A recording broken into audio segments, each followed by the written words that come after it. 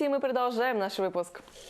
Татарский драматический театр презентует спектакль по роману японского писателя. Премьера состоится уже на этой неделе. Несмотря на то, что драма «Женщина в песках» еще не ставилась на сцене, постановка уже вызвала интерес челнинцев. И все благодаря трейлеру.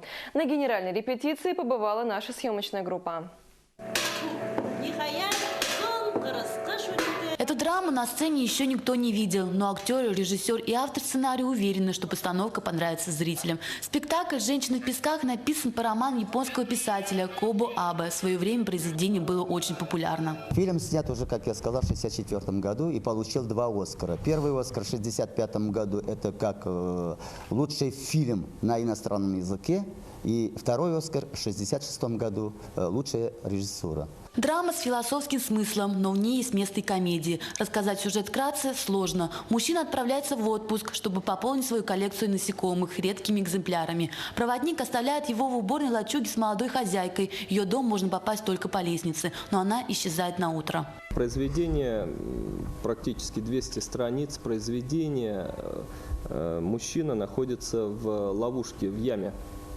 Практически событий нет, как таковых сюжетных, таких, скажем, ярко проявленных.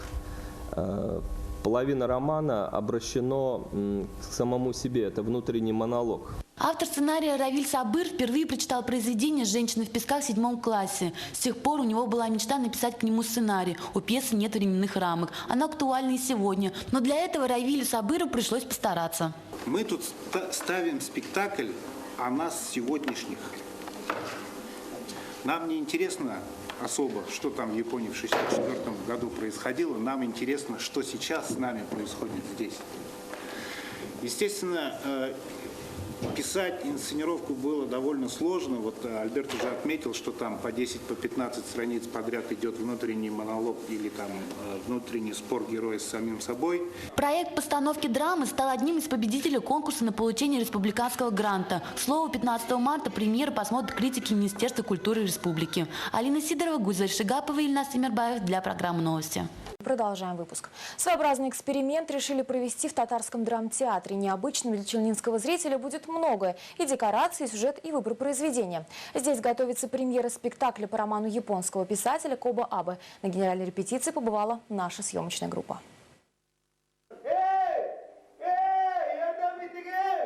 Последнее наставление режиссера перед премьерой и заключительная репетиция. На суд зрителей и критиков драма «Женщина в песках» предстанет уже послезавтра.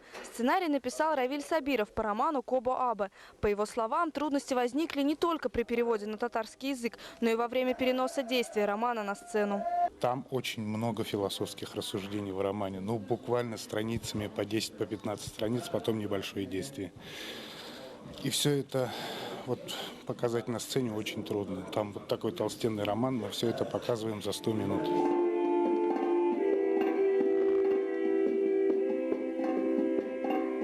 По сюжету романа главный герой остается ночевать в деревне у молодой женщины. Ее дом расположен на самом дне ямы в песке. Спускаться туда нужно по веревочной лестнице. Чтобы воспроизвести на сцене такую необычную обстановку, пришлось построить очень сложные декорации. 3,5 метра наверху играть актрисам сначала очень страшно было.